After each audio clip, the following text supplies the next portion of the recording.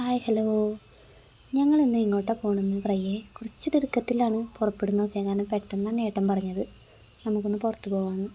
വേറെ ഇങ്ങോട്ടല്ല, ഞാൻ കുറച്ച് ദിവസമായി ഒരു ഊണ് കഴിക്കാൻ ആഗ്രഹിച്ചിട്ട് പുറത്ത് പോയിട്ട്. അപ്പോൾ അങ്ങോട്ട് തന്നെ പോകാമെന്ന് പറഞ്ഞ് അപ്പോൾ റെഡി ആയിക്കൊണ്ടിരിക്കുകയായിട്ട് റെഡി ആയിക്കോന്ന് പറഞ്ഞ് പോയിരിക്കുക പുറത്ത്. അപ്പോൾ അവൾക്ക് പുട്ടൊക്കെ ഇട്ട് കൊടുത്തതിന് ശേഷമാണ് എൻ്റെ റെഡി ആവൽ. കഴിഞ്ഞ് അവളെ കളിക്കാതിരുത്തി. അങ്ങനെയൊക്കെ. പിന്നെ ഈ ഹെയർ സ്റ്റൈൽ എങ്ങനെയുണ്ടെന്നൊന്ന് പറയണേ. കാരണം എനിക്കിപ്പോൾ 2-3 ദിവസമായിട്ട് ഈ ഹെയർ സ്റ്റൈൽ കുറച്ച് കംഫർട്ടബിളായിട്ട് തോന്നുന്നുണ്ട്. അതാട്ടോ ഇത് ചെയ്തേ എങ്ങനെയുണ്ടെന്നൊന്ന് പറയണേ.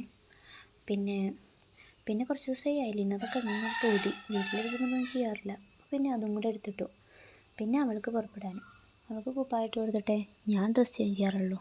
ഇല്ലെങ്കിൽ അവൾ ഇച്ചിരി വിഷകാം. ഞാൻ ഡ്രസ്സ് ചേഞ്ച് ചെയ്ത് കണ്ടു കഴിഞ്ഞാൽ അവൾക്കും വേഗം ഇറങ്ങിപ്പോരണം. പിന്നെ അവളുടെ കഴിഞ്ഞിട്ടേ ചെയ്യാറുള്ളൂ.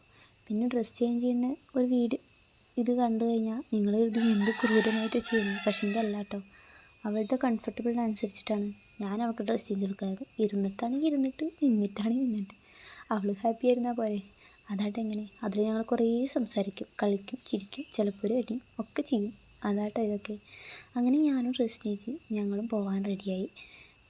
അപ്പോഴേക്കും ഏട്ടൻ വന്നു. അപ്പോൾ ഞങ്ങൾ ഫുഡ് കഴിക്കട്ടെ കേട്ടോ, ഫുഡ് കഴിക്കാൻ പോട്ടെ. ഞങ്ങൾ പോയിക്കൊണ്ടിരിക്കുക. മഴ ഉണ്ടാവുമെന്നൊക്കെ വിചാരിച്ചു, പക്ഷേ ഇല്ല. അങ്ങനെ ഞങ്ങൾ റെസ്റ്റോറൻറ്റിൻ്റെ പേരൊന്നും ഞങ്ങൾ എടുത്തിട്ടില്ല കേട്ടോ. കുറച്ച് നേരം വെയിറ്റ് ചെയ്തെങ്കിലും ഫുഡ് ഞങ്ങൾക്ക് എത്തി. ഫുഡിൽ കുറേ വിഭവങ്ങളുണ്ടായിരുന്നു. എക്സ്ട്രാ ഞങ്ങൾ ബീഫ് കൊണ്ടാട്ടം ഫിഷ് ഫ്രൈയും മേടിച്ചിട്ടുണ്ടായിരുന്നു.